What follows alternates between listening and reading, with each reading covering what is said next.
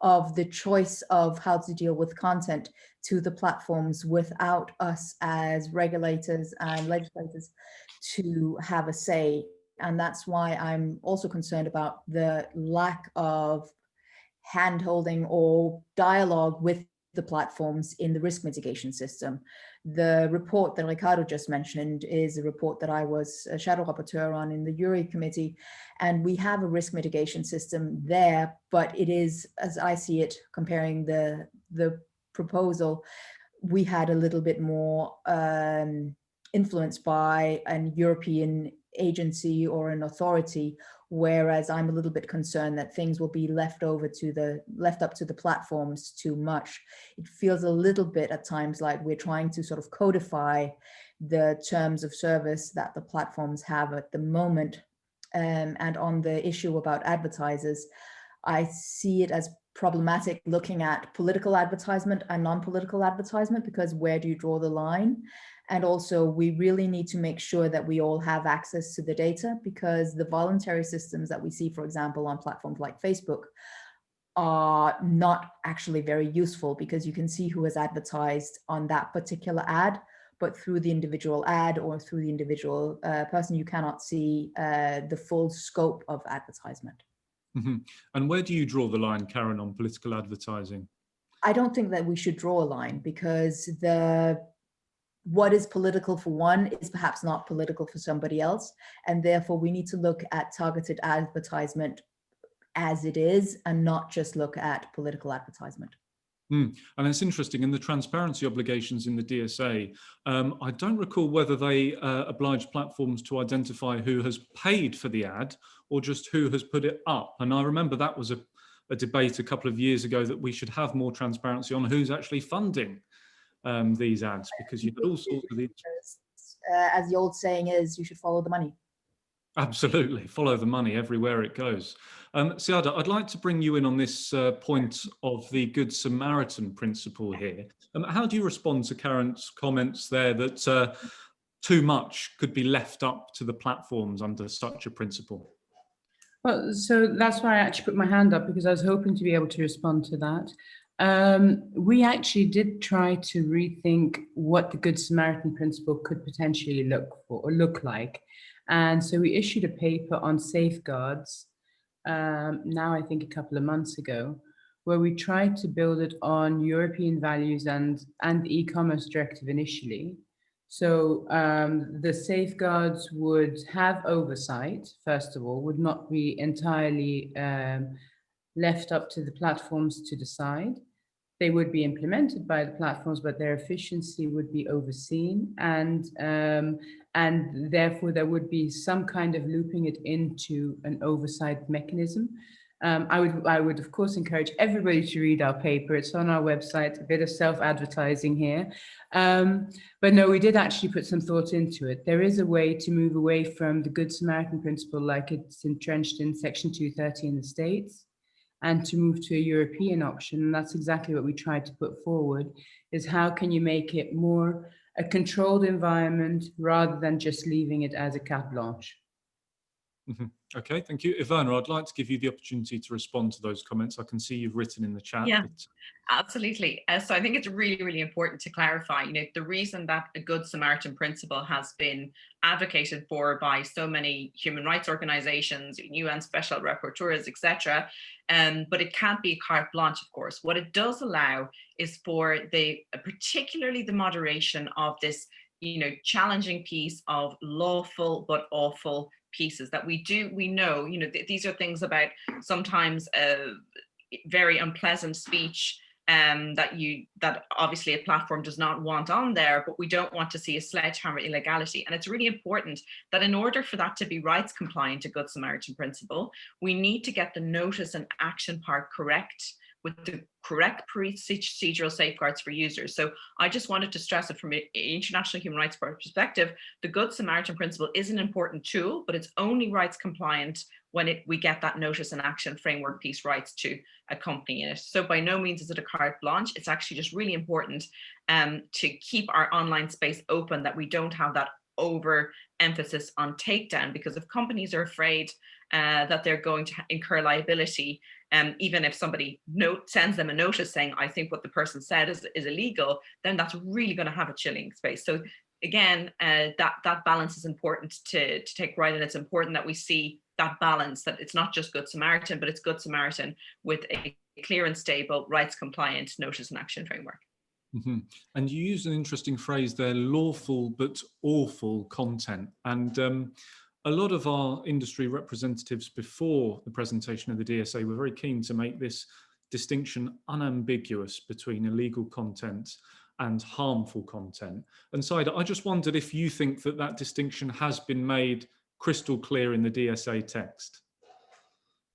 I think the DSA text tries to make it as clear as possible. Where I have an issue is with some of the, and that's what I meant by coherence as well, is in the references, for example, in the European Democracy Action Plan to the co-regulatory backstop, the reference to the fact that we're going to have another stream of work next year, defining hate speech potentially at EU level and how that would fall within the DSA framework. How are we going to get all these pieces to work together? I think in terms of purely the text of the DSA, there is a definite attempt to make it as clear as possible. My worry would be in the gray zones, and also now as we start working on negotiations, that we don't have different kinds of content being thrown in without the due consideration as to what that really means. Because there is harmful content out there that isn't illegal and shouldn't be dealt as illegal content, because we don't have the judiciary background, because we don't have the definitions per member state nor at EU level, which won't give us the legal certainty that we desperately need at this stage. Mm-hmm. Okay, great. Thank you, Saida. I'd like to turn to some of our questions here that have started to flood through actually from our global audience around the world. The first one is from Hugh Kirk. And Karen, I'd like to address this one to you. Hugh asks, any thoughts on the enforcement framework and the envisaged strong role for the European Commission, particularly for VLOPs? And I imagine here that he's referring to the Board of Digital Services Coordinators. Well, I'm a little bit concerned about the fact that it seems like the Commission has been unwilling or unable to take a decision on who should actually have the responsibility for this. We have a board which is a little bit similar to the GDPR structure and could therefore also have some of the same issues with having a large backlog on decisions and being dependent on the national authority regulator to actually make sure that the cases are being brought up at an EU level. Leaving it over to the Commission, I see an already strapped for resources, even though that would probably not be popular amongst the voters across Europe to say that we actually need to have resources in the European institutions.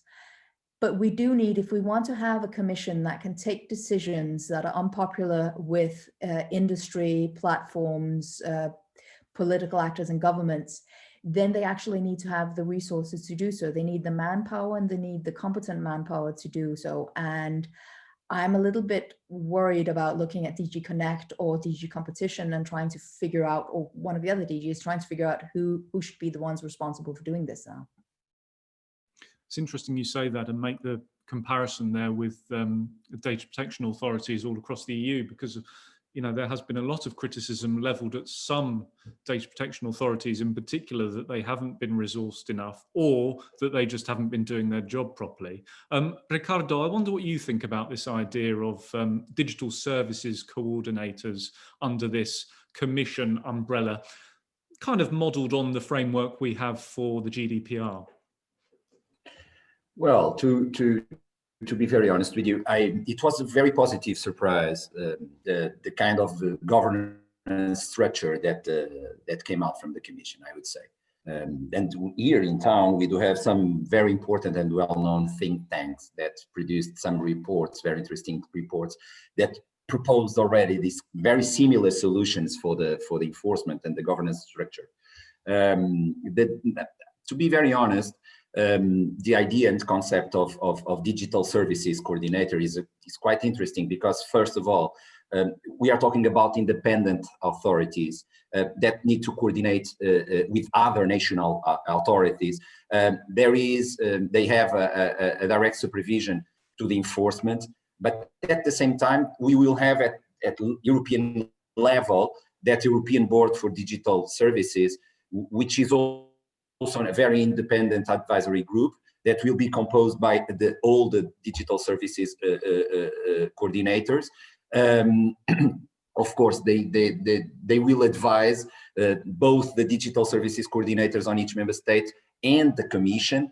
And I think this is a mechanism that we will for sure enhance the cooperation, not just among member states, but also with other EU bodies and with other EU agencies on related matters. And then we have the European Commission, which to be, well, as far as we understood, the Commission will give administrative support. They will advise on some cross-border disputes, but it will also intervene just open digital service coordinator request. I would say that that there is so far, and of course we will analyze it on a much more detailed manner. I think that it's a very positive approach, and it keeps in a very balanced way the different three layers, I would say: the national, the European as a supervisory ad hoc entity, and then the European Commission supporting both the other two. Mm-hmm. Do you think the member states, and some member states in particular, would be sufficiently resourced to develop this new framework? Well, it's a very good question. It's a very good question. Probably not, but well, let's see. And probably then, if not, we must find a way to exactly fund that or give them some resources. But probably the fact that you do have an European layer or that kind of European board, it probably can help and fill the gaps that some member states would have on that way. I believe. Mm-hmm. Okay, interesting. We're getting more questions in from the audience now. We haven't spoken at all about fines or sanctions, which is a bit of an oversight on our part. But of course, we have this 6% figure in the text. And we've got a question here from Ankush Walia, who asks, the Commission has the power to impose fines on global turnover of large platforms. Will it not be better to impose fines on national turnover, which of course would be substantially less? Karen, you've responded to this one in the chat, but I wondered if you would like to take the opportunity to give us your response. Happy to. I think that the problem that we have with fines, both in competition law at the moment and with the proposal as it is the business benefits of going on the sort of border of the rules is sufficient to not, that the fines are not, no matter how big they are, that they're not big enough. So we need to sort of have the systemic approach, as is also in the DMA. But I think if we then reduce the fines to just be at the national level, then they wouldn't have an effect at all. Yeah. Siada, I wonder what your take is on this sanctions regime. What's your thinking in terms of how the Commission came up with the 6% benchmark? And do you think it is enough? Of course, based on global turnover, it is a lot of money, but do you think it's enough of a deterrent? So I can't guess on how they came up with the 6%. I know there are lots of rumors that there was this inspiration taken from the GDPR, et cetera, but it would be guessing. So I'm not going to claim that I have any insight into how that figure came up. I do think it's a deterrent, like it is for the GDPR, because we are talking about a considerable amount of money being frozen while a discussion is going on. That said, it is a worst case scenario. It's where the companies don't want to end up. So let's really look at it as not necessarily something they factor in the potential cost of the rollout of a service, but rather a worst case scenario if something goes wrong. And I think that that's the attitude that the industry takes with these things, despite sometimes, no offense meant here, Samuel, but sometimes the media makes it seem like it's almost a cost that is factored in. That's not the case. It is a worst case scenario. It is seen as a sanction. It's painful, and I do think it definitely will be a deterrent. 6% for sure is no small figure. Ivana, bringing together these two subjects of enforcement and sanctions, how do you envisage, of course, we have a number of years before the package is eventually adopted, but how do you envisage that the sanctions would actually come forth? Do you think we're going to be in a case where we're going to be seeing breaches every other month, or do you think it's going to be more of a long, drawn-out process where we'll hardly ever see any sanctions? What's your take on this? Well, it's obviously very early in the draft and to say, but what that brings us back, and you can draw comparisons from GDPR, it brings us back to this bigger question about governance. And again, some of the points that have been raised by the people, I'm a bit concerned that the public oversight point is a little bit too much in the periphery of this regulation. So that would be really important. And also just in terms of sanctions and enforcement, there's especially, and I'm talking to be clear to those listening as well, I'm talking about the user generated content bit, but there is a little bit of the carrot and the stick. And if the stick is too big in terms of on the point of moderating content, that can create this situation where there's just a constant chilling effect and focus of taking down and limiting. And that's again where it comes back to this question of governance, of saying, what is the public oversight, or how are we monitoring the effects or not of that piece as well? So it's obviously hard to tell. Also, a lot of the due diligence point is internal in the company. So there's still an element of self-regulation. And another governance point as well is that a lot of civil society, and there's been increasing recognition of the challenges that algorithms pose. And although the regulation talks about transparency, I mean, auditing an algorithm while respecting, even as the Fundamental Rights Agency has said, respecting, company information and privacy, but we're also having the competence to recognize the technical energy to recognize racism or inequality or other things like that. That really needs a very careful, skilled auditing process. So all of these details, you see kind of general points about, et cetera, et cetera. I think a lot more thought needs to go into what kind of public authority do we need to look at this, and how would that work? And one final point on that is, when you think about things like elections, which again, we haven't talked about it today in depth, but comes up a lot. I mean, one of the key things about an electoral commission is its independence from even other government agencies. So then I wonder, with this idea of kind of the digital coordinator and others, we need to be very careful about the kind of the Chinese wall, so to speak, between different agencies when we're trying to coordinate that. Because again, you might want to exclusively give information to an electoral oversight commission for the purpose of monitoring election laws, but that might not be the kind of information that you would want to give to another government agency, for, again, reasons of the rule of law. So I think we'll have to really carefully consider what is the difficulty, public interest difficulty we want to solve, and within which public entity is that purview. I think there's a little bit more thought and reflection to go into how do we indeed enforce against the things that we want to, whilst not having this overall chilling effect of saying, giving a message to companies, it's like, if you don't take everything down, we're going to sue you. I mean, that's kind of the worst case scenario, right? So we just need a little bit more thought and care and those checks and balances. Okay, great. More thought and care needed with regards to the public authorities conducting the oversight procedures.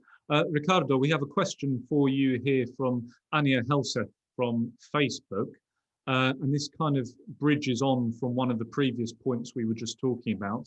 And Anya asks, how do you approach the extended powers that the European Commission awards itself compared to other types of laws, for example, the Audiovisual Media Services Directive, where the key role is played by the ERGA? Well, we need to assess, of course, that kind and that level of powers, and we need to discuss it. But to be very honest, once again, and it's about enforcement, we believe that there is also a very strong line on to enhance the dialogue, for example, between digital services coordinator of the country of establishment and also the one of the country of destination, which is something absolutely critical for the effectiveness of the enforcement, and the Commission is just a part of it. Then once again, the digital services coordinator of the country of establishment remains the only enforcer.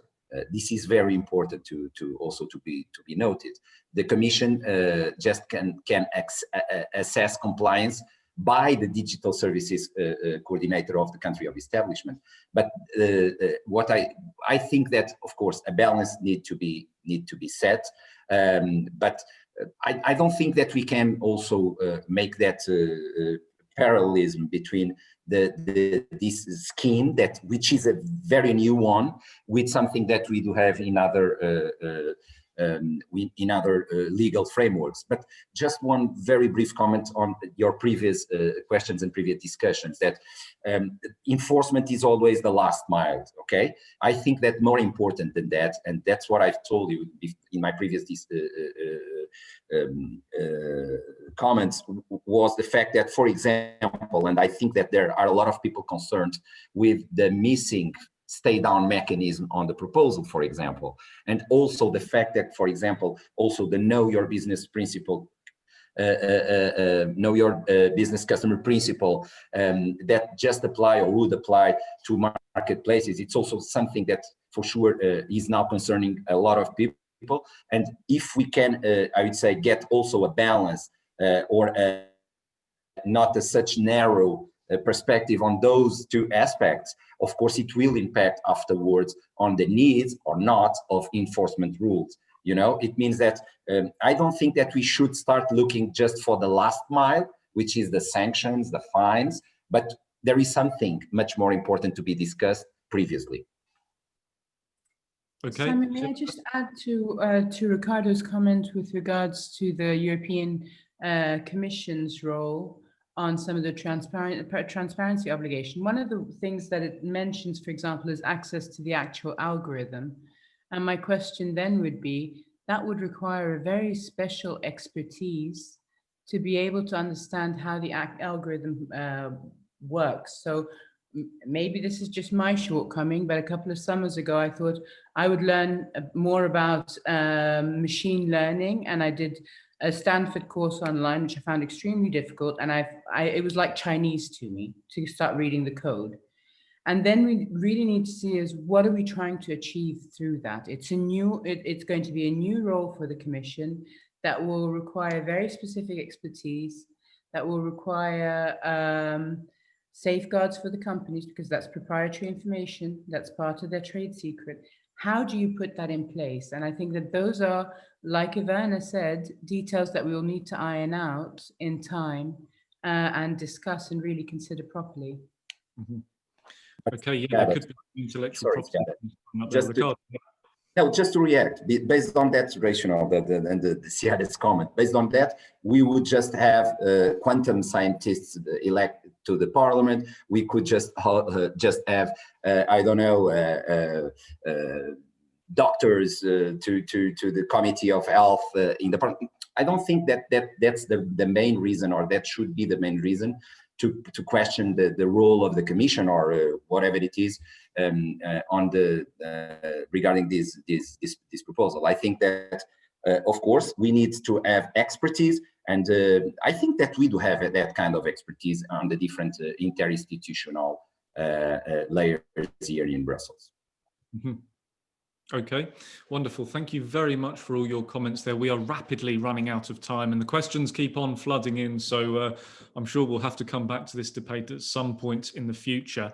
I'd now like to turn back to our panelists, maybe to give us a 30-second summary of the most important points with regards to the DSA now. And perhaps turning to Karen first, perhaps you can address in your summary one of the questions in the chat regarding the DSA and the DMA in Parliament, and which committees do you think will end up leading these two files? Karen.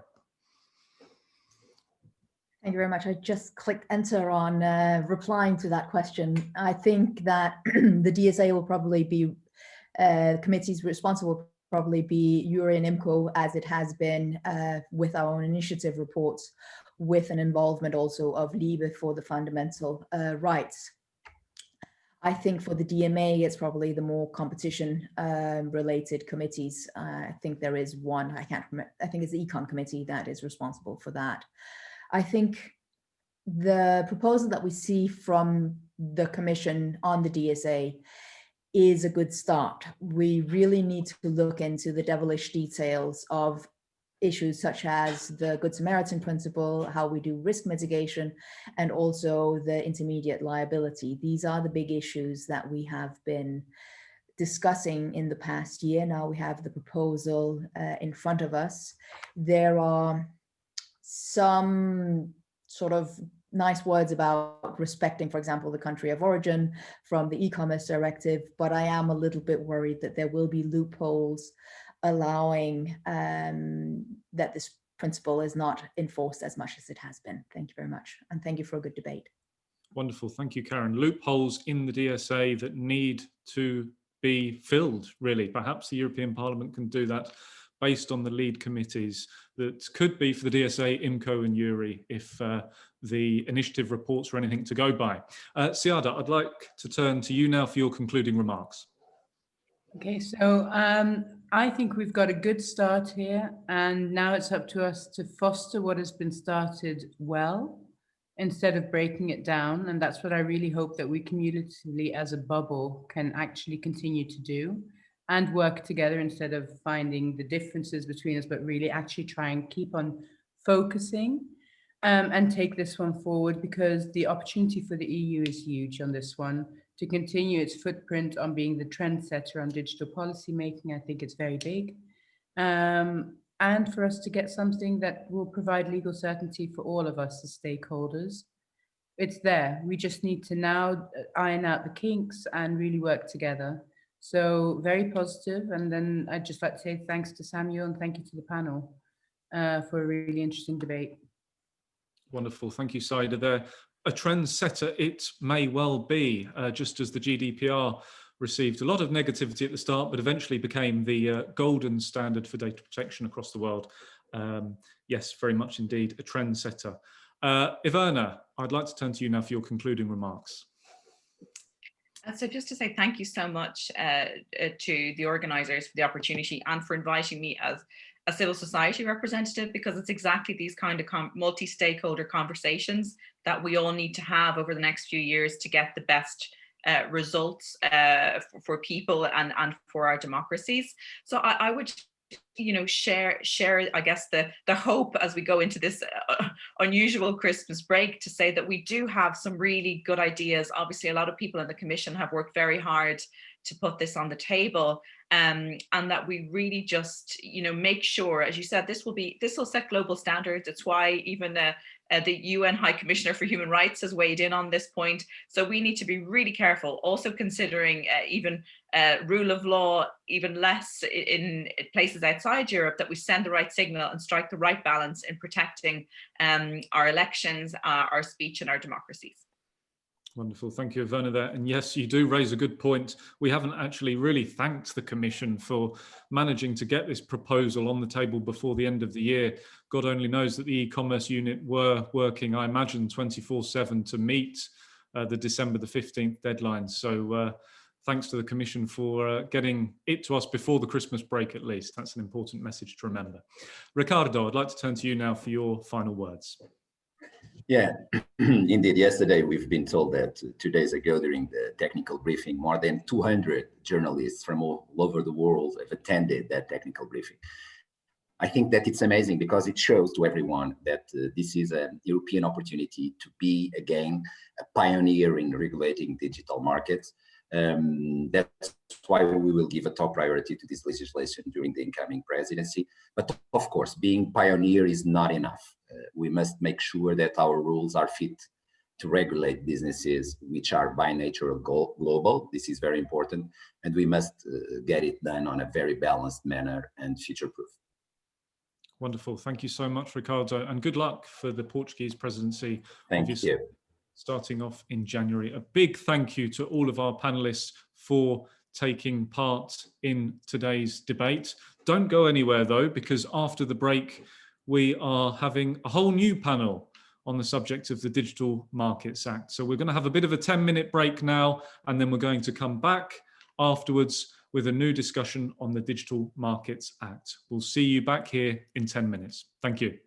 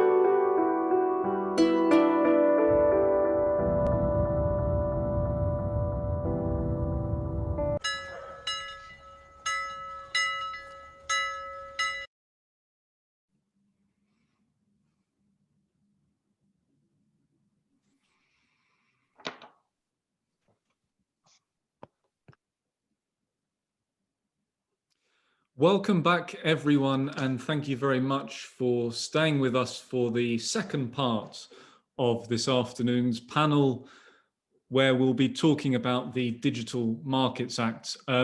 This can't actually come at a better time with regards to talking about EU competition policy. You may have heard in the last hour or so that the European Commission has actually approved Google's acquisition of Fitbit.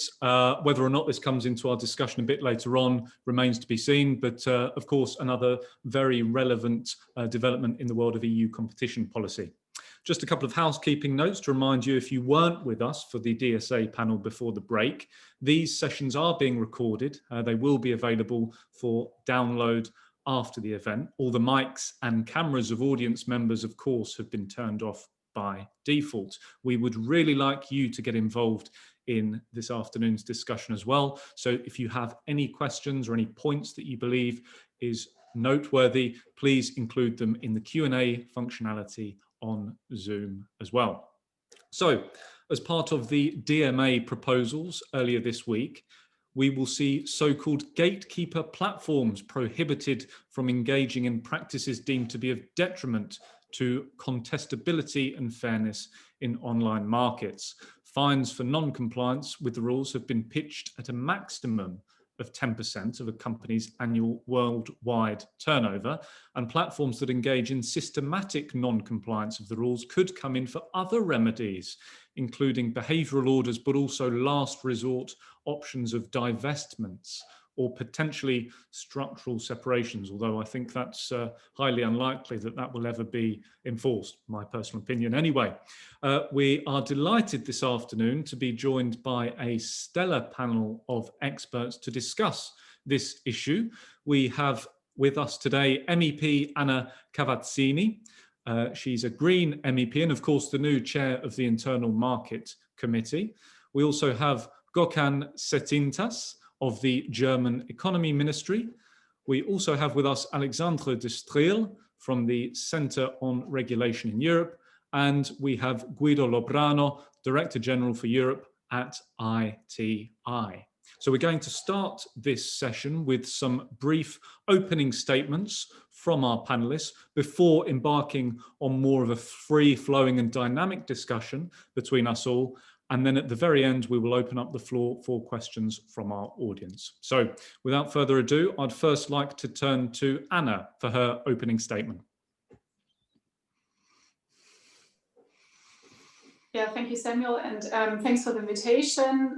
Also on behalf of the IMCO committee, obviously, and it's really great timing that we have this event today and discussing, of course, the big proposal that was published by the Commission. I think all of us had been waiting so much for this proposal. It will be one of the big legislative packages for next year, also for the Parliament, for the IMCO committee. So thanks for the timely event. As you probably know, the IMCO has in September also decided on its own initiative report with a lot of demands or ideas what we would like to have in the Digital Markets Act. And I would say in general, a lot of the points that were raised by the European Parliament are included in the legislation. But of course, this is prejudiced to the discussion we're having in IMCO. And we, of course, all of us, I guess, have to also analyze the text in more detail and to really scrutinize what is on the table.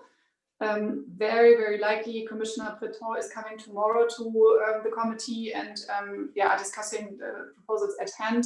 It depends also a little bit on Brexit. Don't ask why, but we have different schedules in the Parliament.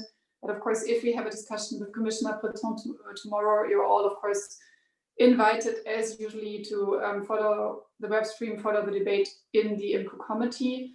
In general, let me say, and I guess this is probably what also previous speakers had said today, but I find it nevertheless important to mention that given the fact that the market economy in the digital sphere, and also especially when it comes to big platforms, was not really functioning or is not really functioning so far, it is very good that we have a Digital Markets Act. I really I mean, probably as a Green, you will find it weird that I talk so much about markets, but I have the feeling indeed that the market economy was not or is not properly functioning at the moment. And I think it is important that the Commission is now coming up with a proposal in order that tries to correct market failures that we are seeing, because obviously it is about harmonization, it's about implementing the green, the internal market also in the digital era, of course, but it is also about, I think, creating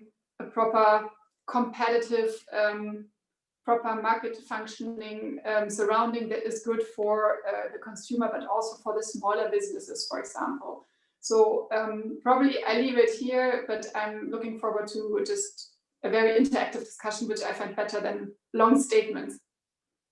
Wonderful. Thank you so much, Anna, for your opening remarks there. And yes, perhaps we can talk a bit later on about how much alignment there has been with that internal market initiative report that was adopted a few months ago and the Commission's eventual proposal. You mentioned Brexit there. Of course, there is a UK angle here with regards to the UK's efforts with its new digital markets unit. And maybe we can touch on various points there with regards to alignment between the EU and UK and what will happen in different regulatory environments after the 31st of December. So thank you very much for your comments there. I'd now like to turn to Gökhan for his opening remarks. Thank you, Samuel. Greetings from Berlin to the audience and the panelists. Thanks for inviting me. I'm very pleased that the Commission published its DMA proposal under the German Council presidency. After a preliminary assessment, I want to congratulate the Commission for its very ambitious and landmark proposal. This proposal will constitute a solid paper for the future trio negotiations. All in all, I welcome the proposal because obviously there is a need to complement the current legal EU framework, in particular competition law, but as always, the devil is in the details. I fully agree with the objective to ensure contestability and fairness in digital markets where gatekeepers are present. I want to stress that this objective is also in line with the demand of the economic ministers of the so-called Weimar Triangle that is consisting of Germany, France, and Poland, and Italy. In July 2019, this group had campaigned for combating the excessive market power of large tech companies through concrete rules of conduct for gatekeeper platforms. For me, the concept of gatekeeper sounds profound. Of course, there is room for discussion with regards to the criteria. However, I want to stress that the quantitative thresholds shall only apply on the basis of a rebuttable presumption. This is an important point because companies will have then the possibility to rebut this presumption, and afterwards the Commission can also consider qualitative criteria, and this is very important. Concerning the obligations, I welcome the possibility of a potential dialogue under the Article 6 obligations. I'm in favor of this differentiation between Article 5 and 6. We all know both obligations are directly applicable, but Article 6 gives the room for flexibility to find the correct implementation of the obligations. This is very important. Additionally, one point from a member state's perspective. This is important. I see points that will require a further clarification and discussions. And this is a group of 3 points. Mainly, the first is the degree of harmonization. The second is the scope of the power to conduct market investigations. And the third is the governance design with regards to the role of national authorities. Thank you, Samuel. Wonderful. Thank you very much, Gökhan. And yes, absolutely. The degree of harmonization possible under the Digital Markets Act is a very, very pertinent topic indeed, particularly because Germany is currently going through its own competition reform. So we'll have to examine a bit later on as part of our discussion the extent to which your country or any other country is able to diverge from the provisions laid out in the Digital Markets Act. And of course, that is a very, very pressing subject indeed that we will get to a bit later on. I'd like to turn to Alexandre now for his opening remarks. Yes, thank you very much. Good afternoon to everyone, and thanks for the invitation. So, you know, when I read the DMA for the first time two days ago, because I didn't have access to many leaks, I remember experience I had when I first saw a painting by Michelangelo at the Uffizi Museum in Florence, which is Doni Tondo. I don't know if you remember that painting. No, it's one of the most famous painting in the history of art, and maybe the DMA will be one of the most famous law in the law of regulation. But you know, when I first saw that painting, I was not really impressed. You know, I thought it was super flashy, not that good. And then more I look at it, more I realize the genius. And in fact, when I read the DMA, it was the same thing. My first impression was it's a bit quick and dirty. You know, we have a quantitative threshold to designate the platform. We have a series of practice which are prohibited without any possibility of justification, contrary to what it is in the German proposal. So I thought it was not very good. And then I looked at it again, and I realized in fact how smart it is. Because first you have clear objectives, as Gökhan has said, which are clearly complementing regulatory and antitrust gaps. So I think that's clear. That's clear what we want to achieve. Second, in terms of the quantitative criteria, it's true that they are there, but it's just a rebuttable presumption. And so, in fact, what they do is that they shift the burden of proof to the platform, and it's the platform which have most of the information. So I think it's a very smart way, you know, to deal with this asymmetry of information, which has never been that great. And then when we think about the possibility of justification, being efficiency or objective justification, and this is something to which I am attached, and in the SARA paper that I did with some colleague, we defend that. So we support in a way the German proposal. But you know, here, when the obligation will be specified, at least for the Article 6 obligation, of course, this efficiency element will play a role. So I think it's in the system. And finally, what I like in the law is that it has, with the market investigation, a building mechanism which allows the law to be adapted easily as we know more. So really, you know, I would not necessarily compare Vestager or Breton to Michelangelo, but really I think there is a lot of genius in that proposal. The only point, and I think we will discuss that, which remain open, is that it is giving an enormous power to the Commission and a very, very new role. You know, Commission is used to propose law, to enforce competition law, but not to be a fully fledged regulator. And that is what the Commission is becoming. Now, that may raise two questions. One, in terms of independence, because we know that we like to have independent regulator, and we think it's good practices. And in fact, this is what EU law imposed to every member state. On the other hand, we know that the Commission wants to be more and more geopolitical, which is personally, I think, a good thing, but we may have a tension between a new regulatory role and a geopolitical Commission. And the second thing is that the role that the Commission takes for itself, and I think it's good that it is at the European level, will be extremely difficult. You know, digital is a complex environment. And so I think we need to have more geeks in the Commission. You know, we need to replace some bureaucrats with geeks, because, you know, that will be very difficult. They need to have the data scientists, the computer scientists, which will be able to do that. But, you know, so this is something the Commission, I guess, will prepare next year in parallel of the negotiation, because I guess everything will go fast. You know, we realize that everyone wants to have this law as early as possible. So if it is finished by the French presidency, as some have said, it means that the Commission should be operational in 1 year and a half. So I think really this is the next chantier, I would say, for the Commission, is to prepare itself for this very, very important role.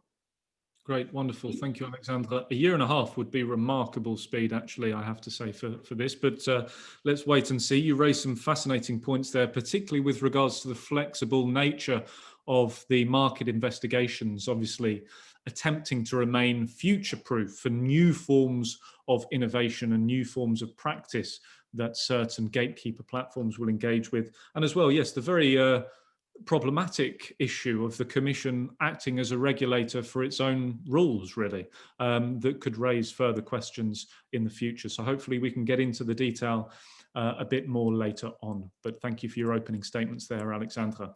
Guido Lobrano from ITI. Thank you, Sam, and thanks again to all the panelists who joined us today. First of all, let me say I'm very happy we had a great discussion on the DSA earlier on. ITI will obviously be very closely engaged in that debate as well. But when we come to the DMA, we all want proportionate rules that guarantee fair competition and a wise approach across the single market, which I'm sure is a point that is close to MEP Cavazzini. Alexandra talked about Michelangelo, and I will not compare the DMA to a painting from Michelangelo. But it made me think of the way that Leonardo da Vinci made his paintings, which was through different layers. And the first layer was never any close to the masterpiece that you see at the end of it. So I think, this is a process. So let's, I would say, let's refrain from definitive opinions until the end. It will take a while.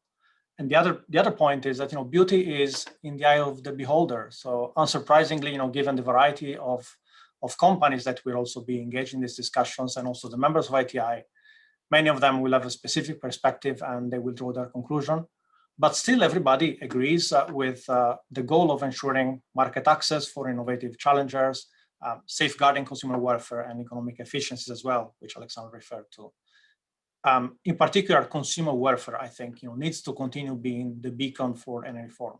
And this is why we believe that the DMA would probably benefit from further focus on a company's conduct and its interaction with these users, rather than the size of a player with criteria that are based on revenues, on users, or the number of services that it offers.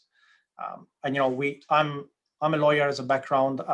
If you look at competition law and established principles in competition law, I think that can be a very helpful guidance for balanced regulation here as well. And if you look at competition, dominance per se is not illegal, but is a prerequisite for declaring a certain conduct illegal if it's enacted by a dominant company. So if we expand this logic to the concept of the gatekeeper, there should really be no negative implication attached by default to companies that are designated as gatekeepers.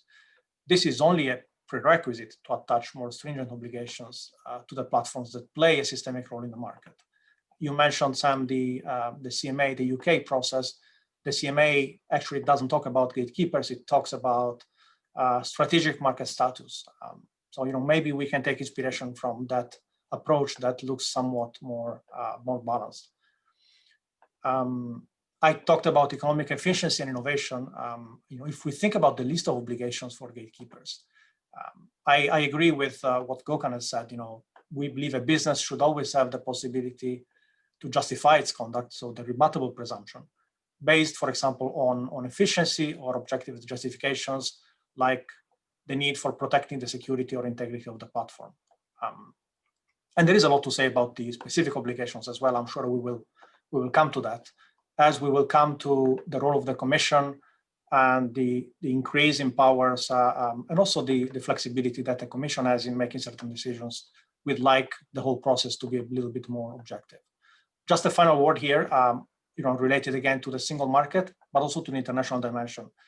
There is a reference to the limitations for member states to enact national legislation covering the same or very similar issues. And this reference, I find, is ambiguous, which is problematic because having national European rules addressing the same issues would add fragmentation in a single market, which I think would end up being negative for everyone, consumers and SMEs included. And then, as I said, international dimension, international dialogue and cooperation in developing these new rules, we believe is very important. These will be the new rules for the road for the digital economy for a long time, and they need to have a global global breadth, global dimension, they need to be, I think, convenable by all global governments. Thanks. Okay, wonderful. Thank you very much, Guido, for your comments there. Yeah, very interesting with regards to your point that the DMA could generally lead to a fragmentation of the single market. If that could be the case, then the whole thing fails, really, being based on 114 of the treaty. So, which, you know, it's intending to harmonise the single market. So if it creates a fragmentation, that is a critical problem indeed. But perhaps we can get more into the detail on that as part of our discussion and the ways in which that fragmentation might arise. Anna, I'd like to turn to you first, really to ask a general question about what the DMA actually achieves. You know, like you said, this is fundamentally an internal market instrument. It's not necessarily about competition. But do you think, as the text stands now, it achieves this objective of reinforcing contestability and fairness in markets? And also, after the publication of the text, you put out a statement that said you had general concerns over enforcement and sanctions as part of the DMA. Maybe you can tell us a bit more about your concerns there. Yeah, thank you so much. Perhaps, if you don't mind, I can repeat the 4 or 5 main points of the own initiative reports of my committee that I mentioned at the beginning and that you addressed, just to see, got it on everyone's mind. So obviously, the Parliament is worried about the lack of interoperability that we're having at the moment. Then, yeah, you mentioned it, I think, as well already, the systematic preferential display by some platforms, the data envelopment, and also the fact that businesses are often blocked of drawing customers to their own websites. So these are the main points basically the Parliament had raised. And my very, very, very first analysis showed that a lot of those points are in the proposal. They are addressed in the proposal. But I think someone also said it at the beginning, of course, the devil is in the detail. I think we still have to spend more time in better analyzing what is really on the table, how it is really meant to function at the end. But I would say on a general basis, these points are addressed. And this is, of course, good because of the whole idea of the Parliament coming up with a proposal before the Commission comes out was to have an influence on what is being discussed. What I find interesting, you mentioned it, is that we have an internal market instrument. From my information, the Commission had discussed a competition instrument some months ago, but then refrained from that because it's probably at the end too slow, it is not working. And the whole idea is now to really have a single market instrument and having a complementary tool to the competition law. So this whole ex ante control is, to my mind, something new and something interesting. But again, we have to see if it is really working at the end. You mentioned my statement on the enforceability. I mean, I think what is really, really crucial at the end, every rule needs, of course, enforceability. Otherwise, the rules are useless. I mean, I work a lot also on trade agreements, and there we have all the sustainability provisions, but you can't enforce them. So they are like useless. And of course, that's why enforceability and also sanctions is such an important part of the proposal. And to me, it is not, to be very honest, 100% clear yet if we have a really well-functioning system, because what you of course need, and Alexandre mentioned it, you need also a proper monitoring system, meaning people who know what they have to control, proper financial means, know-how.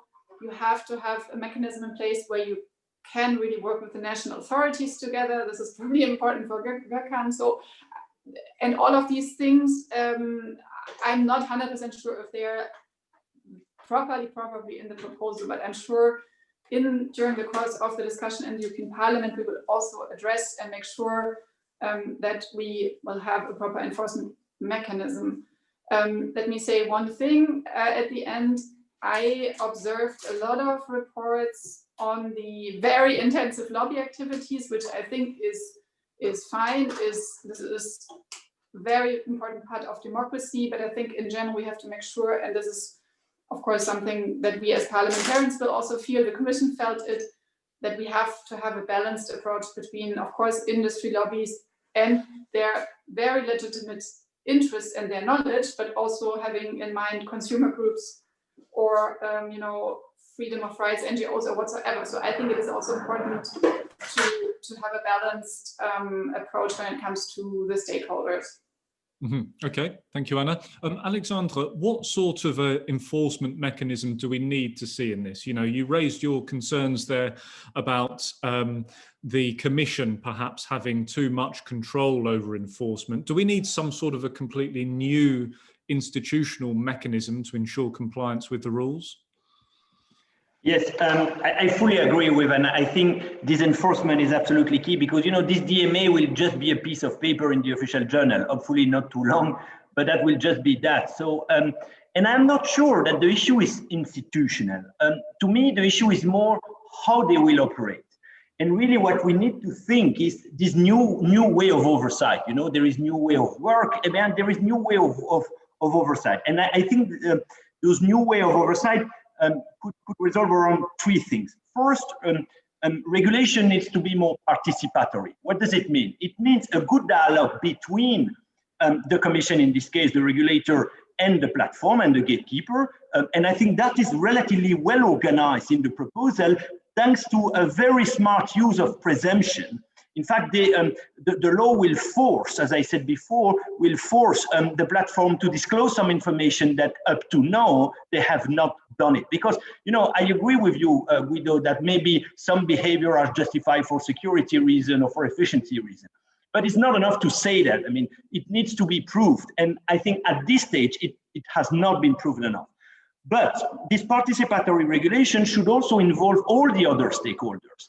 And there, I think the proposal is a bit short because it doesn't organize how you would lodge a complaint, for instance, or it doesn't organize how you market test a new remedy. You know, for instance, the commitment article is very, very short. And if you compare, for instance, the commitment article in the telecom code, it's much longer. So I think, you know, we should organize better the relationship with the other stakeholders. That's one.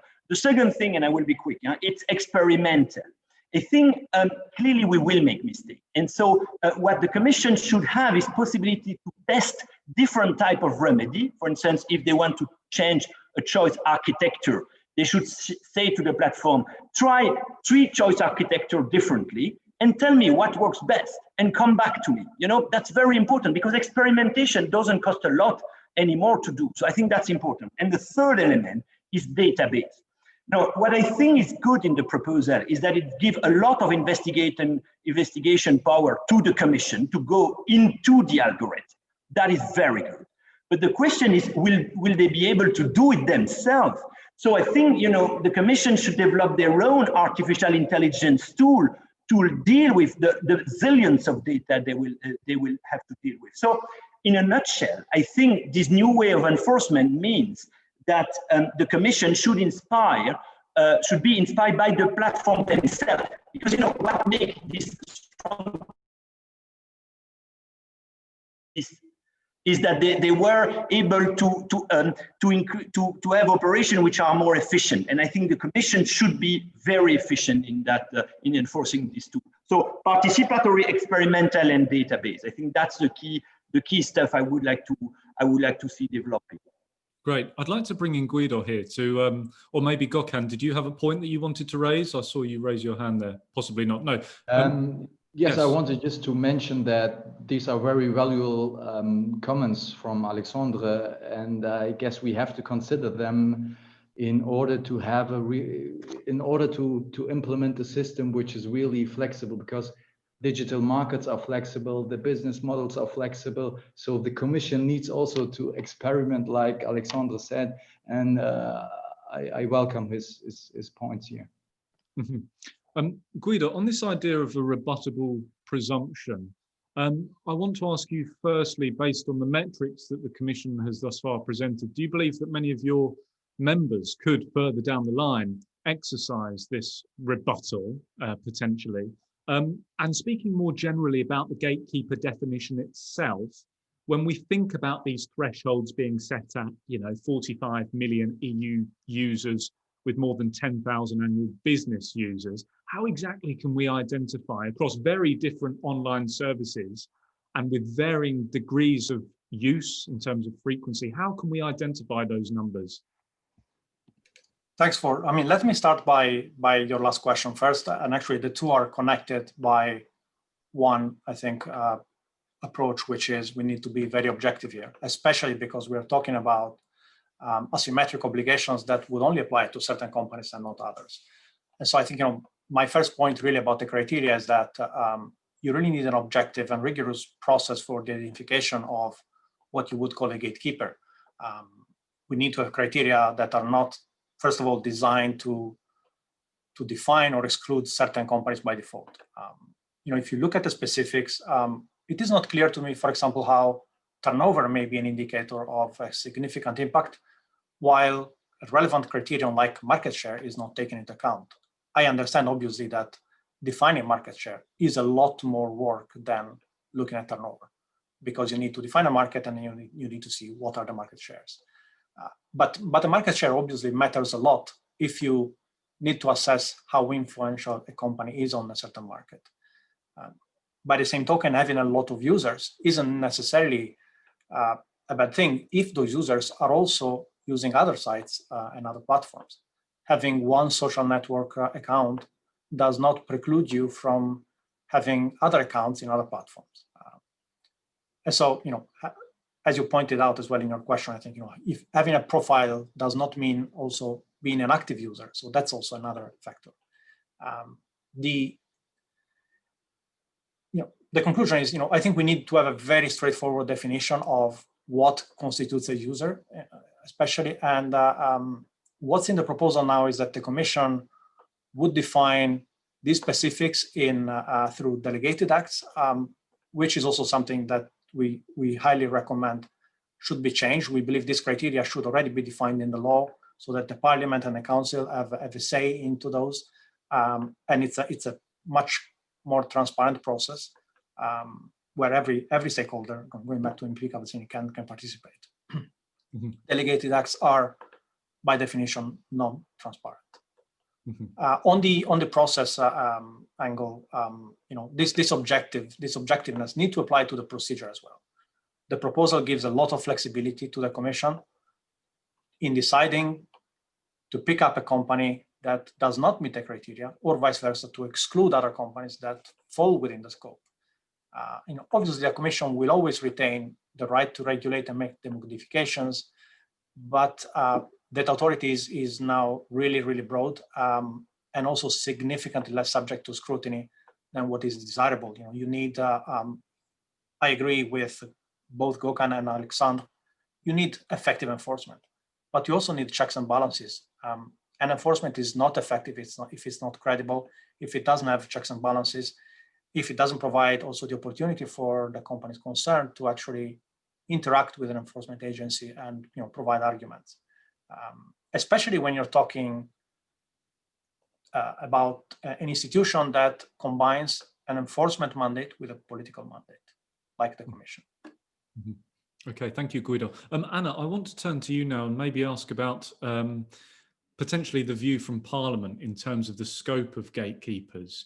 Do you think the metrics by which the Commission has used to define a platform's impact on the single market is correct, or do you believe there should be a narrower approach, a broader approach? What's your take on the scope of gatekeeper platforms?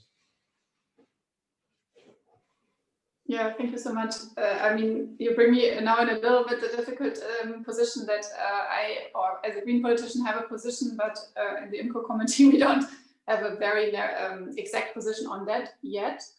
I think personally, as a Green politician, that the scope could even be a little bit wider and including even more platforms. But of course, this is something we haven't discussed in detail in the IMCO committee yet, and we need to see a little bit what are the upcoming discussions. By the way, I just got the confirmation right now that the meeting is tomorrow confirmed with Commissioner Breton from 11 to 12:30. So actually tomorrow we will have a first discussion in the committee, and then we'll also see where the members are going and what is important for them, what is of course on their mind. I mean, it will be together, DSA and DSM together. I had the feeling often in the discussions we focus very much on the DSA also in my committee, but I believe the DMA is really equally important and also should have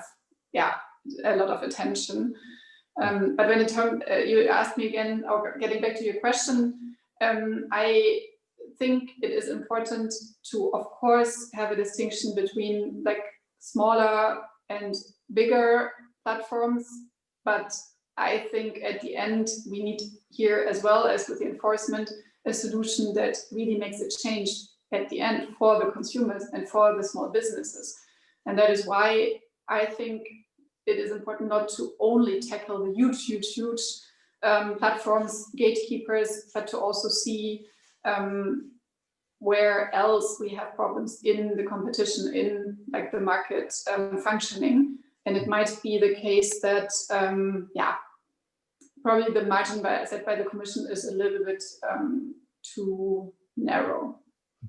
And Anna, just to follow up on an institutional question there. So Breton's coming into your committee tomorrow to talk about the DSA and the DMA.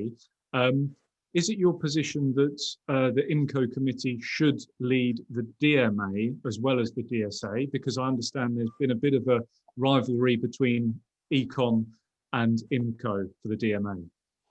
Yeah, we always have competition in the parliament, which is a good thing. It also shows, of course, that a lot of committees are interested, and it shows that there is a lot of interest by the parliament on the digital topics, I think, which is in principle a good thing.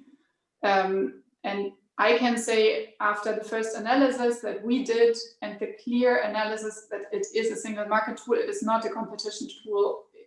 My understanding is it will go to IMCO as the lead committee, yes. Okay, thank you for that information. Gökhan, I'd like to bring you in here, staying with this subject of the scope of gatekeeper platforms, analysing your non-paper that the Germans published before the proposal was published this week. Germany's non-paper stated that it shouldn't necessarily only be applied to gatekeeper platforms, but also to platforms with a significant intermediary power. I wonder, therefore, do you agree with Anna's point about perhaps widening the scope of gatekeeper platforms? Thank you, Samuel. This is an important question, and I want to reply by saying the Commission has already, when we consider the requirements of gatekeepers, we see that the second requirement considers to some extent the concept of a significant intermediary power when it considers the gateway access to the other side of the market. So, but we have to differentiate between the concept of gatekeeper and the concept of significant intermediary power. The gatekeepers are obviously both, right? Because without the significant intermediary power, they wouldn't be gatekeeper. But we could have also platforms that have this significant intermediary power, but does not qualify as a gatekeeper because the other criteria are not fulfilled. So having said that, we have to consider that the gatekeeper obligations are very sharp. And when we consider this, I have some doubts that this obligation shall also apply to platforms that only qualify as platforms with significant intermediary power.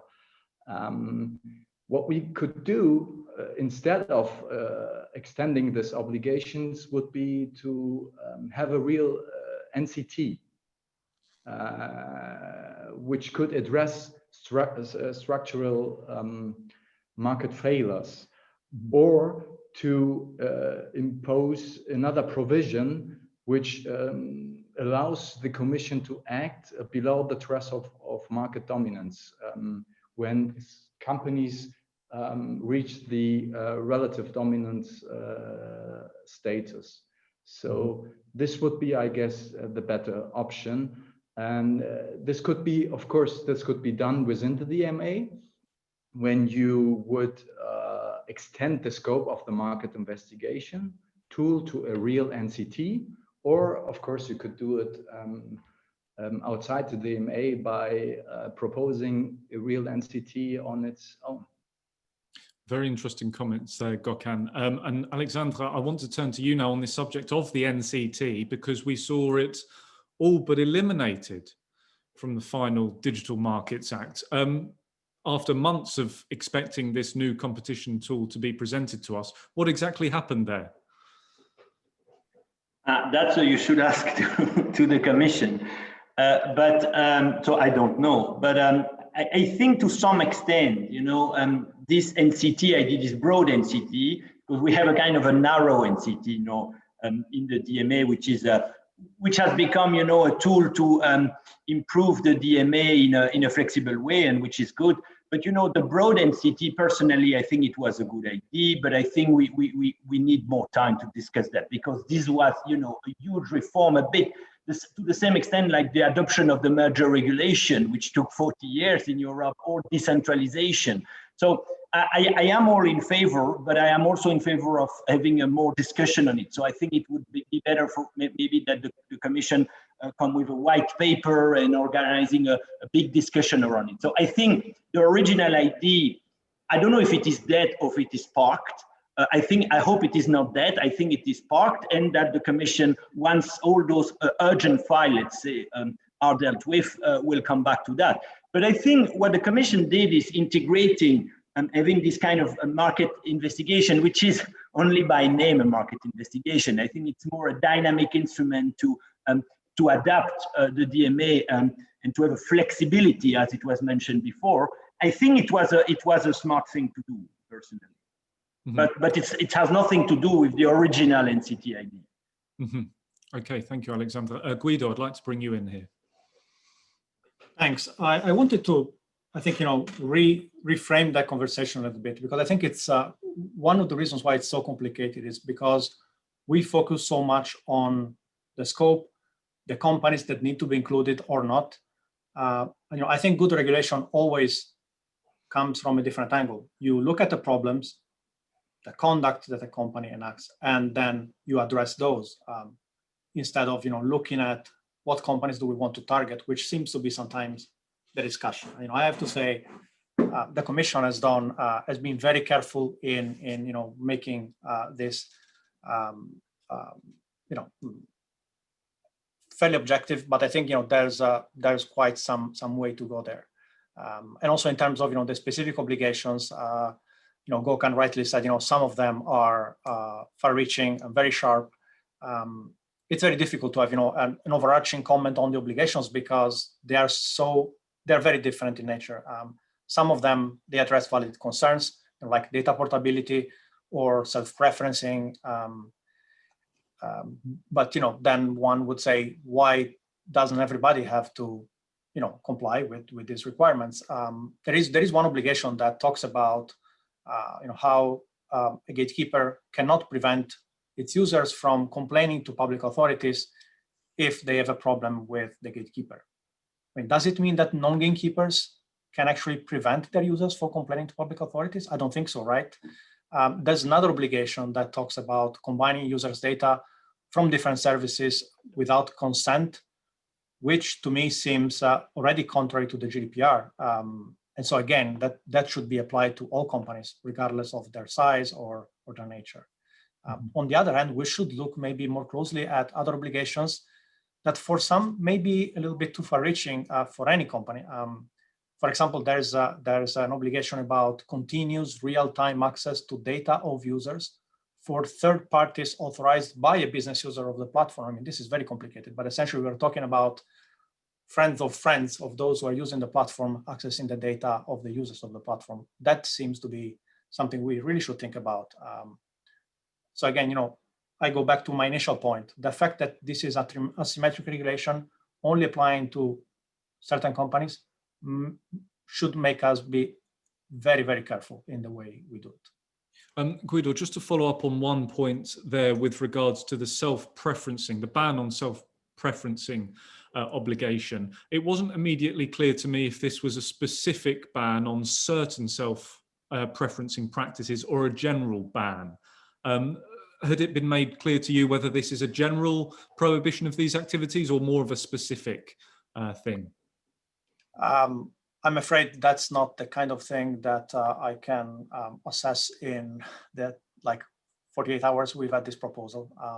But you know, it's an example of how complicated this is, and you know, we all need to think about it very, very carefully. Mm-hmm. Anna, what do these obligations achieve, in your opinion? Yeah, I mean, ideally they achieve a change in behavior. But of course, this is then we again at the discussion about enforcement. What happens if, yeah, the change of behavior doesn't happen at the end? But of course, I think it's good to have this two-step approach and to have these clear obligations written down, and then of course an investigation or like a, how do you say, examination if a change of behavior happens, and if not, there need to be tougher measures, like, for example, those sanctions. So I think in general, this is good. And back to Guido, because I think the problem is indeed that bigger platforms have more market power. I mean, this is nothing we can deny, but I agree that there should be probably different minimum regulations also for the smaller actors, and this is something that is probably at the moment lacking, because of course at the moment it's a handful of businesses being not attacked but being like targeted by this regulation. But of course we have to accept that the bigger players, they have more market power, and they're a bigger part of the problem, to my mind. So I think it's very logical that the Commission put this approach in place, but nevertheless I think there is other smaller businesses, platforms who also create problems, and there you would probably also need a set of regulation, but probably a different one. So this is the approach I would favor personally. Interesting. Guido, if you'd like to respond, and then I'll turn to Gökhan after. Yeah, a very quick comment. Also going back to the competition aspect. I mean, market share. I mean, I totally agree with you, but market share is not mentioned in this proposal. I agree it's an important criterion, but it's not there. It looks like, you know, there is a little bit of a shortcut in wanting to look at turnover or users instead of a market share. And you know, there can be different compromises in, you know, how effective you want a framework and enforcement to be, how quick you want it to be, but you need to take into account that you're taking some shortcuts, and so that's maybe something we want to look at. If you want to have a much more tailor-made enforcement, then you go back to what Gökhan was talking about and Alexandre referred to. You use antitrust law, where an enforcement agency makes an investigation into one specific company, demonstrates market power, demonstrates the conduct, and demonstrates how the conduct is abusive. And that, you know, that is something that many businesses have complained is problematic, takes too long. It gives you many more guarantees in terms of due process. Mm-hmm. Okay, thanks, Guido. And taking this momentum a bit further then on the subject of antitrust and competition policy, Gökhan, Germany is currently going through a reform of its own competition rules, but the DMA, of course, aims to establish more of a harmonised landscape for digital regulation across the EU. So in your opinion, could this limit, if at all, competition capacities in your own country? And more generally, what problems could it raise in the future if certain member states want to diverge from the obligations set out in the DMA? Thank you, Samuel. Obviously, this will depend on the outcome of the negotiations, which will begin in January. This is a question. This is a question which relates to the degree of harmonization, of course. And when we look at the paper, it foresees for the moment almost a full harmonization measure. Currently, only rules would be possible that are going beyond the obligations currently put down on the DMA for the gatekeepers. Having said that, this would mean that, of course, Germany and other member states wouldn't be entitled to have parallel or similar obligations to gatekeeper within their own national legislation. So this would be, of course, a problem or a killer, I would say, for parallel provisions in national law. And here we have to consider it's very new, this system which is proposed, and we have to keep in mind that we need, of course, a certain degree of harmonization. And this is also the objective of the DMA. And here we have to consider also that this is an internal market instrument, of course. But I see that we will have further discussions on that issue. If we shall entitle the member states to have parallel obligations and give them the space also to apply them.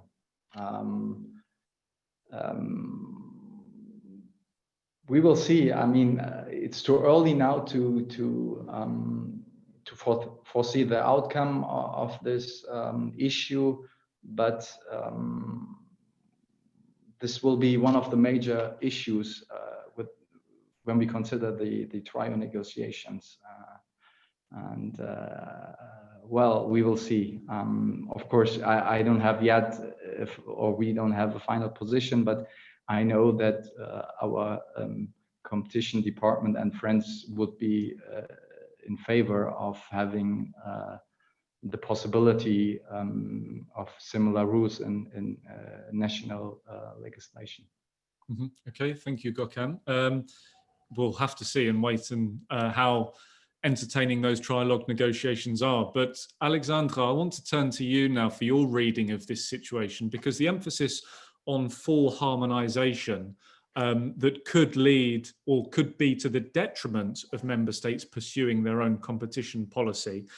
This is all really about the legal basis of the Digital Markets Act, isn't it?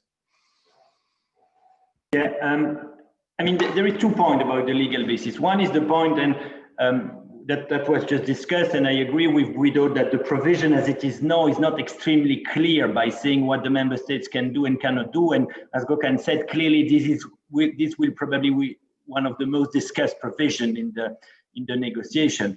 But you know, this is not new. For instance, we had the same discussion when there was the decentralization of competition law, and the question was whether member states could go further than an abuse law like 102, and there has been a lot of discussion. So I think I mean it's not a new problem. But my own view is that personally I think it would be better to have a maximum harmonization, and I think it would be a bit unfortunate that next to the DMA we have the German law, which is you know, going in another direction. So, but okay, that's my view. I'm not sure how far Germany will push for having this possibility and will win if it does. The other, I think, issue with legally, which is, and I have no answer, but I think it's a point to which we should think, is whether, in fact, the Commission could, under the legal basis which is provided, have so much regulatory power. Because, you know, Article 114 is about harmonizing national law. It's not about giving a regulatory power to a European institution. So clearly this is pushing the legal basis at its limit, especially because in the proposal of the Commission, the member states are not very much involved. There is a committee, there is a comitology committee, it's true, but that's it. So the question, well, I trust the legal service of the Commission, but I would be happy also to discuss with the legal service of the Council and to see, and the Parliament, to see how, because clearly this is untested. Contrary to the first issue, which I think we have experience of, parallel and so on, this is really, really new. And I don't know, I would be very happy to read the opinion of the legal service of the Commission on that point, but I think we are at a limit case here. But again, politically, I think it makes sense that it's the Commission which has so much role, but maybe one way out is to give a little bit more power to national authority in the system. And Guido, if we did give more power to national authorities, then this could potentially lead to fragmentation across the European Union, like you remarked at the beginning of this session, and therefore harmonisation would be more difficult to come by.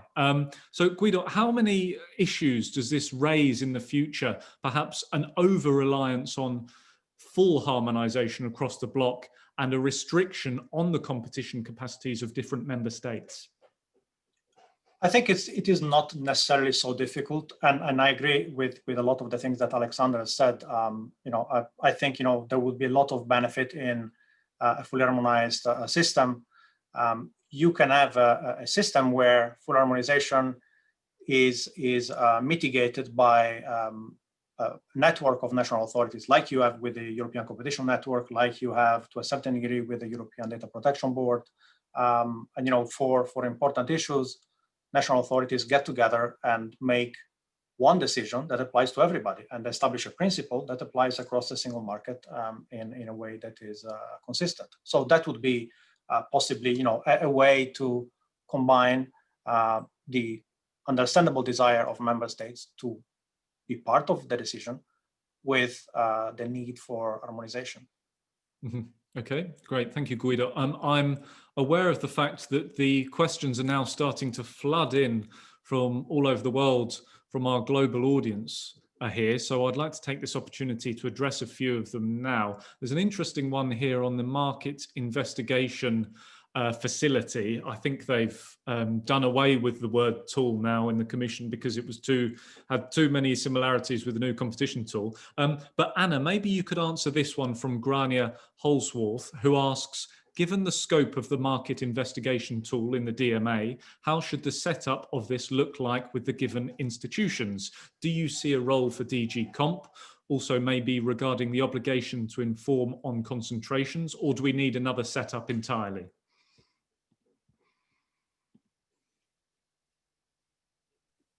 Yeah, thank you very much. I think the question of the institutional setup is a very, very, very important one. And it was mentioned before, especially by Alexandra, but also by others, because indeed, we need to make sure that, the instrument is working, but also that we probably don't have too much concentration of power somewhere, but that also we have a functioning internal market and not a fragmentation. So it's indeed very, very important to see how it is set up. I mean, I personally don't want to mingle too much into the question which DG should do it at the end, because I think this is really up to the Commission to decide. But I think the more interesting question is indeed delegated acts. Will the member states be involved? Will also the Parliament be involved? I mean, this is also a question. Is it a purely regulatory instrument, or will there be some delegated acts at the end? And I'm not 100% sure how this will turn out at the end, because I mean, it's really interesting. As I said, it's completely new, and so we have to really think about how to set it up well. In principle, I have the feeling that it is not so much of a problem that the Commission has this huge regulatory power, because my understanding is that in competition law, they also have it, and they're kind of exercising it quite well. And if you mirror a little bit this policy field, there it's also the Commission doing it. But of course, I also think cooperation with the national authorities is of course important. I mean, I don't know if there's any discussion going on to have even a separate regulatory agency or something, because this could also be, of course, an idea. I mean, we as Greens, for example, we want a digital, how do you call it in English? Yeah, actually a digital regulatory agency. We think this would be actually the best option, to have an independent regulator. It is being discussed in the parliament. So far, it has not a majority, but let's see how the discussions are going. Okay.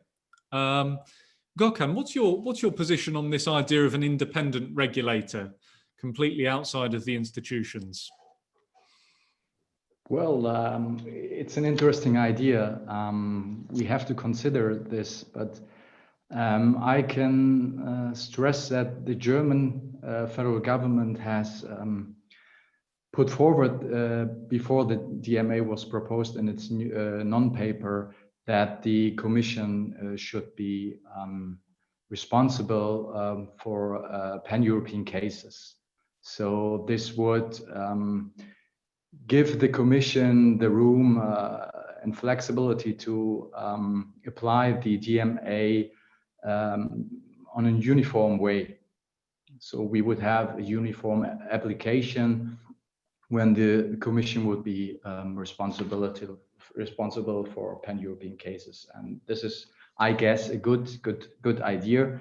But of course, we can consider also the idea of having an independent regulator. But we have to consider when we are setting up such a new institution, that we would have debates where it should be located and whatever, and this could take time.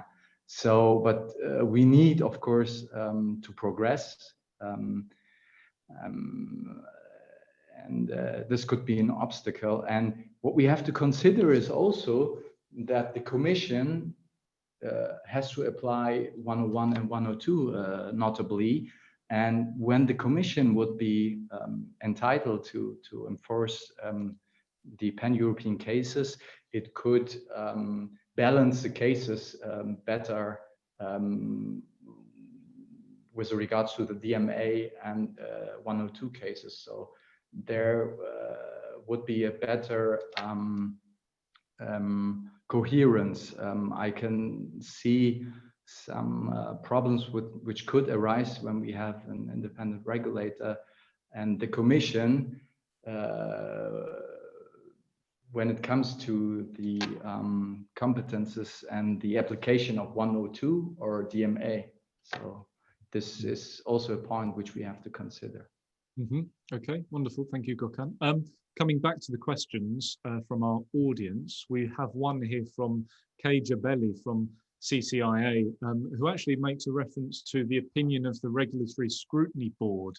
Of course, it was rumoured that they had failed the DMA twice before eventually approving it on a third time. I believe the reports have been published now. But Kay asks, MLEX has earlier today reported that the Regulatory Scrutiny Board's concerns over the DMA impact assessment was not sufficiently thorough on economic impacts and possible unintended consequences. DMA seems to impose quite far-reaching changes on the business model of core platform services. How will these concerns be accounted for? Maybe Guido, you can address that one. Thanks. Sure. I think, to a certain degree, I've already addressed some of it. Again, I think, what I said in the opening, that about the fact that defining a company as a gatekeeper does not mean sticking a bad label on a company. It's a definition that simply technically allows a regulator to apply additional obligations. So I think this is important, all the more if you consider as well that many of these platforms are also enablers of the economy in Europe and elsewhere. They allow small businesses as well to come in touch with a broader range of potential customers. We all know that. So I think that is important. I guess at some point the Commission felt the concerns raised by the scrutiny board were overcome. I think as I said, the criteria that we see there, I think could definitely be improved a lot. So there is definitely room to discuss that. If I may, Sam, I wanted to quickly go back on the previous question related to the market investigations, and that made me think about one of the provisions that I saw in the proposal. And while for many of those one may not agree, but you understand the logic, there was something that was really surprising. It was Article 21 on site expansions. And the way it's described, it reminds me a lot of don't rate in antitrust. This is a very invasive type of power that the Commission is giving to itself. In the case of antitrust, you are using that to collect physical evidence that you cannot otherwise collect in the context of violations that are quasi-criminal. Now the Commission is suggesting to use this in a context of, in a very different type of regulation. And the purpose is to ask for explanations and ask for questions, which frankly, I think you can do without a don't rate. And again, this is not about platforms or any other company. I think for any company, any business, this is not the kind of thing that you would agree with unless there is a very clear, justified and proportionate reason to have a don't rate. Mm-hmm. Mm-hmm. Alexandra, how are we going to see the market investigation tool in practice, kind of bridging on from what Guido has said there? Do you envisage there'll be a regular form of dialogue from the enforcer of the market investigation and the platforms that it is targeting? And how do you expect that relationship to continue in the future? You said at the beginning that you would hope for more of a participatory nature for the Digital Markets Act in general. Is that the case also for this market investigation element as well? Yeah, I really hope the relationship between the Commission or the enforcer of those rules and the platform will be a cooperative relationship and not an adversarial relationship. Now, when I mean cooperative, it doesn't mean, of course, regulatory capture, but it means that, they think together how to promote the interest. Now, for that kind of conversation to be meaningful, I think the Commission needs to have weapons in its arsenal, but hopefully not to use it. So I really think, I really hope it will be a kind of a cooperative relationship. But then, and it's linked to that, to address the question of Kay, I think I see three things to address the risk of overshooting or perverse effect. It's one, to take the principle of proportionality seriously, and it is in nearly every article of the regulation, so I think that's good. What Guido said, due process is key, absolutely key, more key, and expertise. So I think if we have those three elements, I guess the concern that the legitimate concern that they have, and I imagine many platforms, could be addressed. And the last point I wanted to make, if I may, on the comment of Anna of delegated act and on everything, I think one role for the Parliament, if indeed this Commission has this role of regulatory authority, is to have, the Commission then should be accountable specifically for that.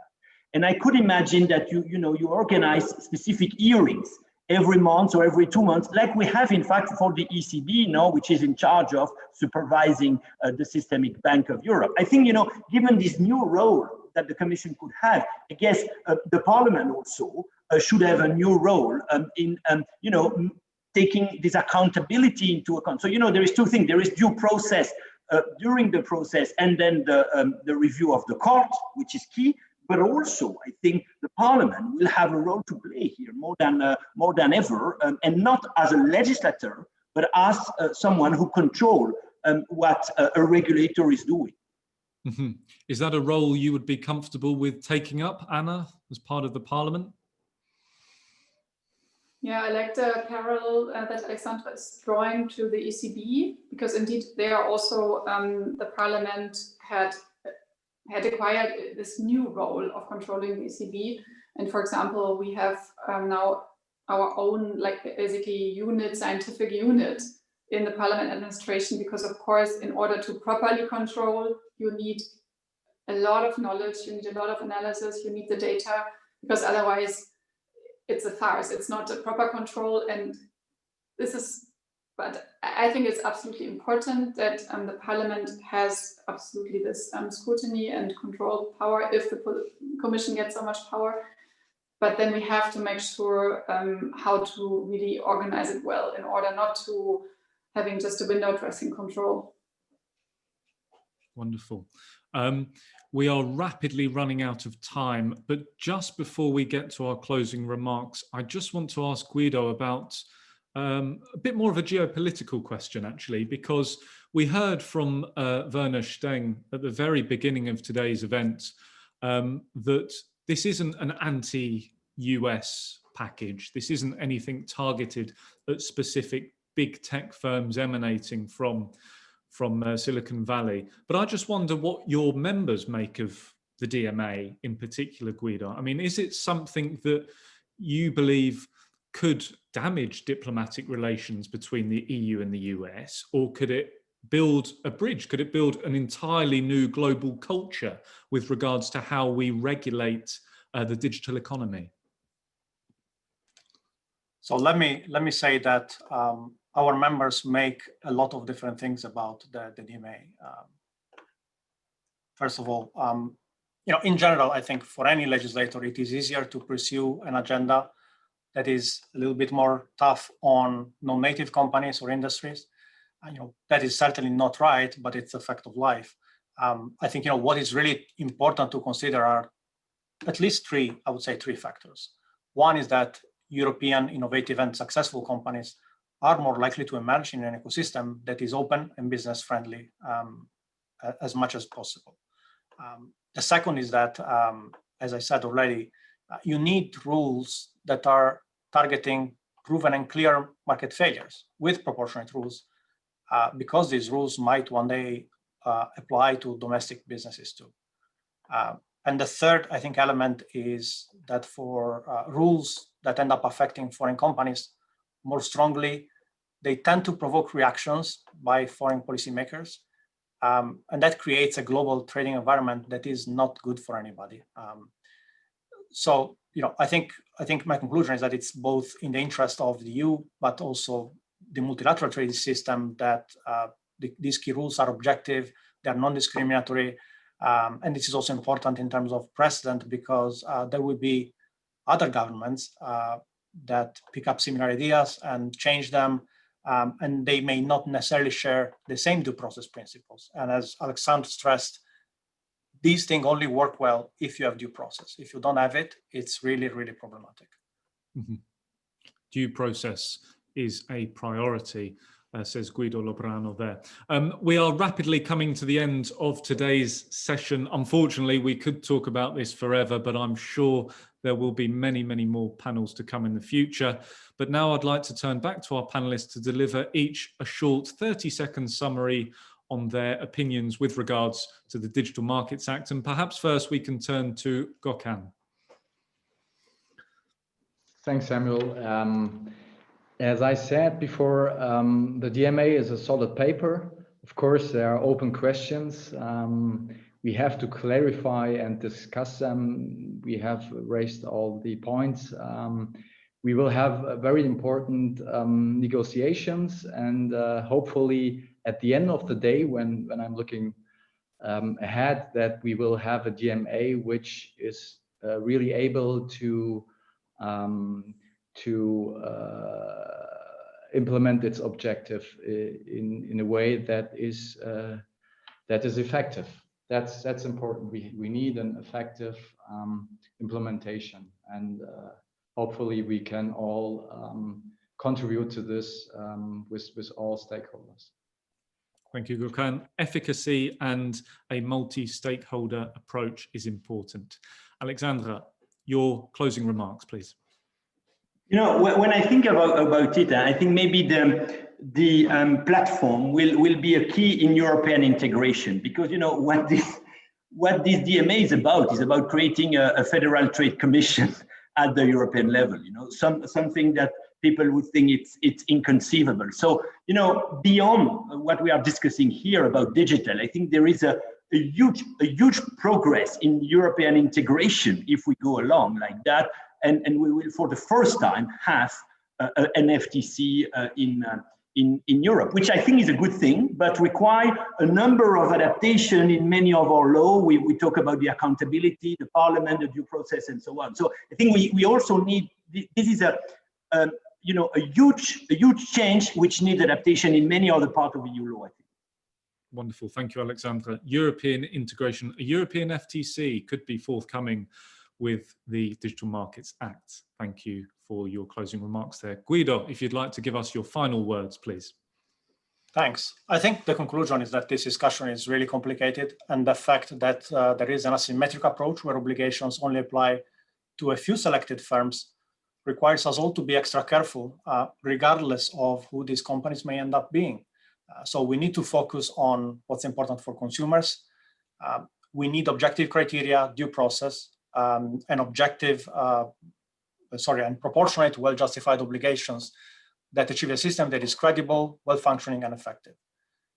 The single market harmonization angle of these proposals is crucial to me, but so is the international dimension. So it's really important that the EU, Commission, Parliament, Council all engage in a global discussion. And the EP and Council are really well positioned, I think, to assess and address all these points. And as ITI, we are, of course, there to contribute. Wonderful, thank you. Objectivity and proportionality are key. Those final remarks there from ITI's Guido Lobrano. And now I'd like to turn to MEP Anna Cavazzini for her final words. Yeah, thank you so much for the interesting discussion, for the very good questions that came by the audience, and also the insights and food for thought from the co-panelists.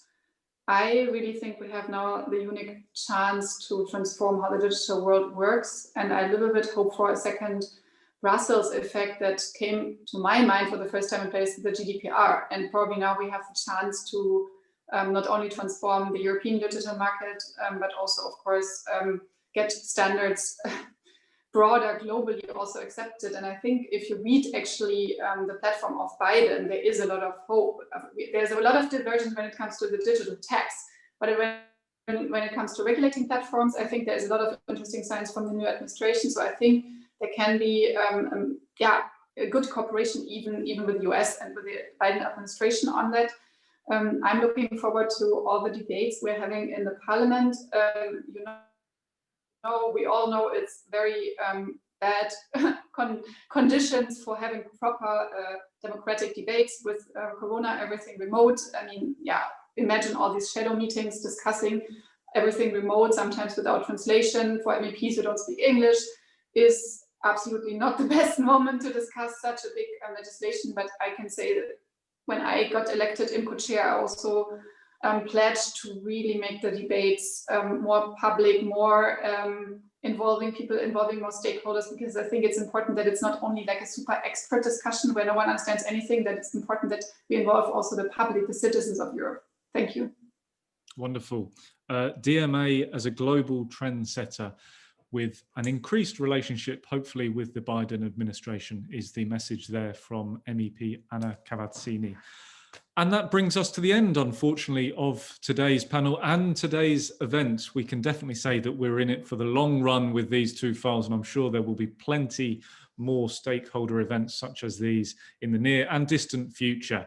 A big thank you to all our panelists for taking the time out of their busy schedules to join us this afternoon. And thanks as well to DOT Europe and ITI for hosting today's event. And of course, many thanks to our global audience for your engagement and questions this afternoon.